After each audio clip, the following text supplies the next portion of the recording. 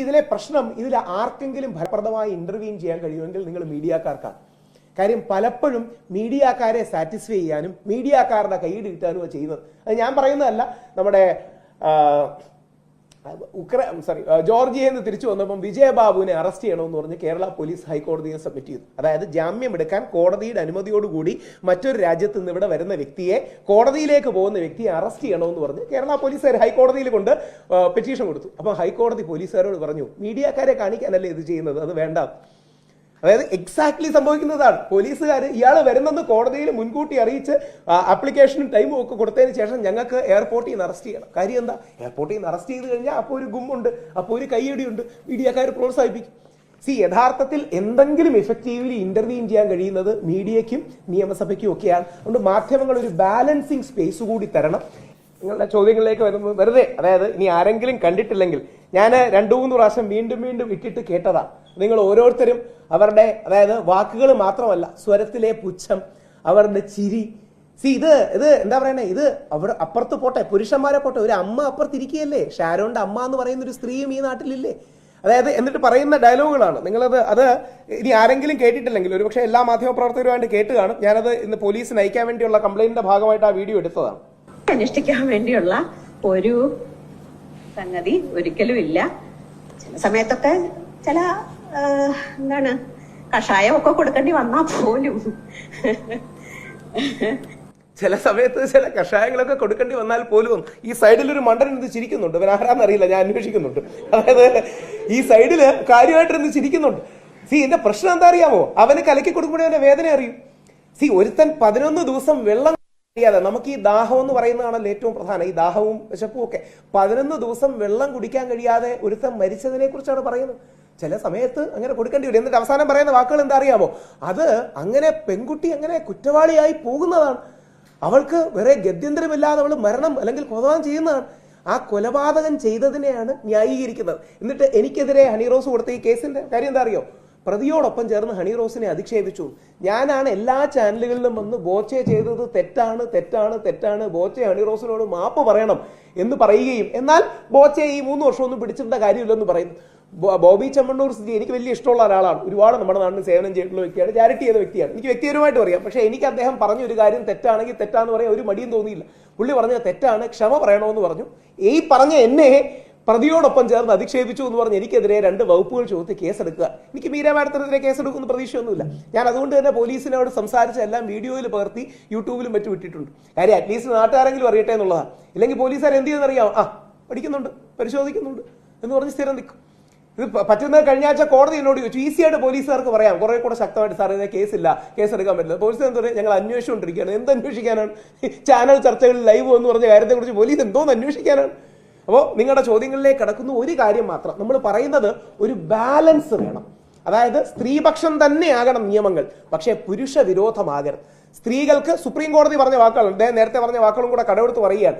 Legal ടെററിസമാണ് 498A എന്ന് പറഞ്ഞത് ബഹുമാനപ്പെട്ട സുപ്രീം കോടതിയാണ്. നിയമപരമായ തീവ്രവാദമാണിത് എന്ന് പറഞ്ഞത് സുപ്രീം കോടതിയിലെ ജഡ്ജിമാരാണ്.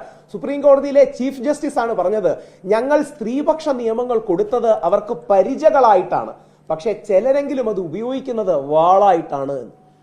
ഇതൊരു വലിയ ഇഷ്യൂ ആണ്. ആ ഇഷ്യൂവിൽ മാധ്യമങ്ങൾ, പൊതുസമൂഹം ഒരു ബാലൻസിന് വേണ്ടി, ആ ബാലൻസ് എന്താണ്? പുരുഷന്മാർക്കും പോയി പറയാനൊരു സ്ഥലം, പുരുഷന്മാർക്കും പോയി പറയാനൊരിടം. ഇത് ഇനി എൻ്റെ വ്യക്തിപരമായ ജീവിതം, ഞാനും ഇത് ആശയത്തിൽ നിന്ന് ചിന്തിച്ചൊന്നുമല്ല, എൻ്റെ വ്യക്തിപരമായ ജീവിതത്തിൽ നോക്കിയതാണ്. എൻ്റെ മകൻ്റെ ബർത്ത്ഡേ സെലിബ്രേഷൻ ആയിരുന്നു ജനുവരി 11. അന്നാണ് മാധ്യമങ്ങൾ രാവിലെ ഹണി റോസിന്റെ പരാതിയിൽ എനിക്കെതിരെ പോലീസ് കേസെടുത്ത് അറസ്റ്റ് ഉണ്ടാവും എന്ന് പറഞ്ഞത്.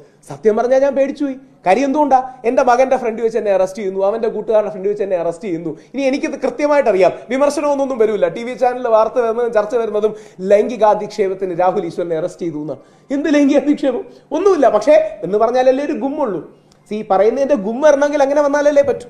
ഇനി പെട്ടെന്ന് ഞാൻ ഈ ഒരു കാര്യം പറഞ്ഞു ശീലിച്ചുകൊണ്ടാണ് ഒരു കാര്യം കൂടെ പറഞ്ഞ് അവസാനിപ്പിക്കുക. അതായത് ഈ യൂട്യൂബ് ഒക്കെ ചെയ്യുന്നവരും മാധ്യമങ്ങളിൽ വീഡിയോ ഒക്കെ എടുക്കുന്നവർക്കും അറിയാം, പലപ്പോഴും വീഡിയോ എടുക്കുമ്പോൾ പറയും ഒരു ഹുക്ക് ഇട്ട് നമ്മൾ സംസാരിക്കണോ.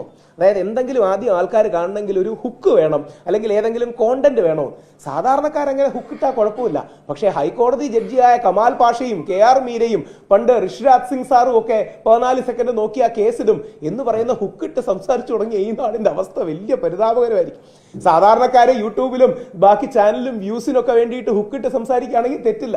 പക്ഷേ ഹൈക്കോടതി ജഡ്ജിയായിരുന്ന കമാൽ പാഷ സാർ, അല്ലെങ്കിൽ ഏറ്റവും പ്രമുഖ എഴുത്തുകാരിയായ KR മീര, അല്ലെങ്കിൽ പണ്ട് ഋഷിരാജ് സിംഗ് സാറൊക്കെ കയ്യടിക്ക് വേണ്ടിയും ഹുക്കിട്ടും ഒക്കെ സംസാരിച്ചു തുടങ്ങിയാൽ ഈ നാട്ടിലെ സാധാരണക്കാരന് നീതി കിട്ടില്ല.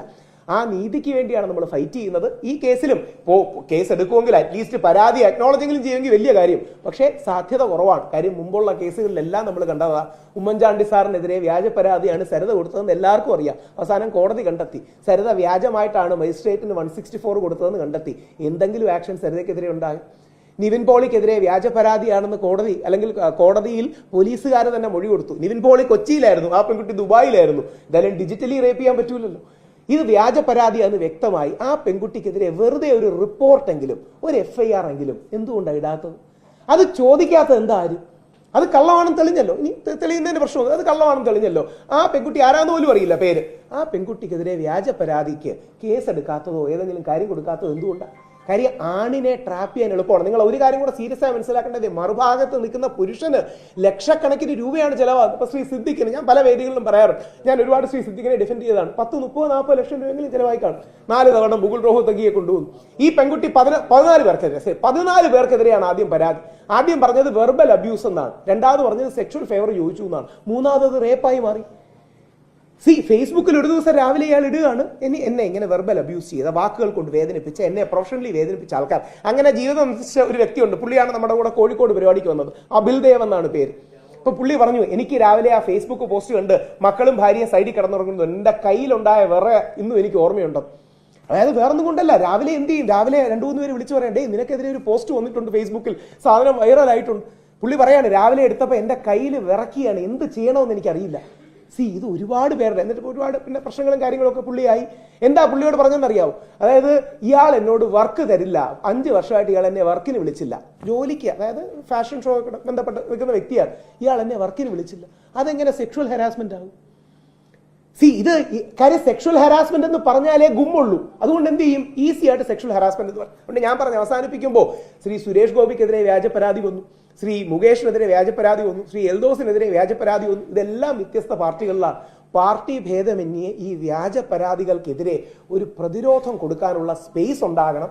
അതിന് മാധ്യമങ്ങളുടെ പിന്തുണ വേണം. ഈ ഫെബ്രുവരി ആദ്യ ആഴ്ച സ്പീക്കറുടെ അനുമതിയോടുകൂടി കേരള നിയമസഭയിൽ ഈ ബില്ല് പാസ്സാവോ ഇല്ലയോ എന്നൊന്നും അറിയില്ല, ബില്ല് എന്തായാലും വരുന്നുണ്ട്. അത് വലിയൊരു സ്റ്റെപ്പായിരിക്കും. ഇന്ത്യയിൽ അത്തരത്തിലൊരു സ്റ്റെപ്പ് ഇതുവരെ വന്നിട്ടില്ല. സുപ്രീം കോടതിയിൽ ഒരിക്കൽ പോയി, സുപ്രീം കോടതി അനുകൂലമായ സമീപനം സ്വീകരിച്ചില്ല. അതൊരു പോളിസി മാറ്റർ ആണെന്നുള്ളതാണ് സുപ്രീം കോടതിയിലൊക്കെ ബേസിക് നിലപാട്.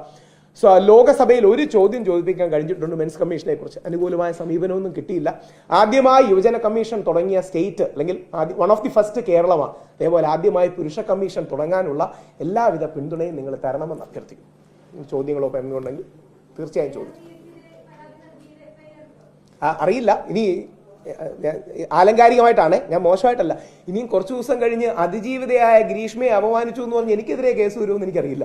അതായത് ഈ ഗ്രീഷ്മ, അതായത് ഇന്ന് പറയുന്ന പലരുടെയും ടോൺ അതാണ്. അതായത് ഗ്രീഷ്മ ഗത്യന്തരമില്ലാതെ ചെയ്തതാണ്, വേട്ടക്കാരൻ യഥാർത്ഥത്തിൽ ഷാരനാണ്, ഷാരൻ മോശം വീഡിയോകളൊക്കെ അവളുടെ ഉണ്ടായിരുന്നു എന്നൊക്കെയാണ് പറയുന്നത്. അങ്ങനെ ഒന്നും കോടതി കണ്ടിട്ടില്ല, അങ്ങനെ ഇല്ലാന്നും പറയുന്നു.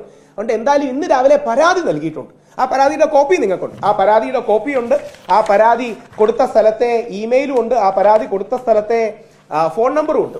എപ്പോഴെങ്കിലും നിങ്ങൾ ആരെങ്കിലും ഒന്ന് വിളിച്ചു ചോദിക്കണം. അവിടെ അനീഷ് സാറാണ് ഇന്ന് രാവിലെ എന്തോ KSUവിന്റെ മാർച്ച് ഉള്ളതുകൊണ്ട് പുള്ളി അവിടെ ഇല്ലായിരുന്നു. ബാക്കിയുള്ള പോലീസ് സ്റ്റേഷനിലെ ആൾക്കാരോടാണ് സംസാരിച്ചത്. അപ്പൊ ഈ അനീഷ് ജോയ് എന്ന് പറയുന്ന സാറിനോട്, സാറ് FIR ഇടുമോ എന്നൊന്ന് ചോദിക്കാൻ നിങ്ങൾ മാധ്യമങ്ങൾ ചോദിക്കുകയാണെങ്കിൽ ഒരുപക്ഷെ FIR ഇടും. അതുകൊണ്ട് വലിയ കാര്യമൊന്നും ഉണ്ടെന്ന് എനിക്ക് അഭിപ്രായമല്ല. പക്ഷേ അറ്റ്ലീസ്റ്റ് നാളെ പറയുമ്പോൾ ഒരു മാന്യതയും മര്യാദയും ആൾക്കാർ കാണിക്കും.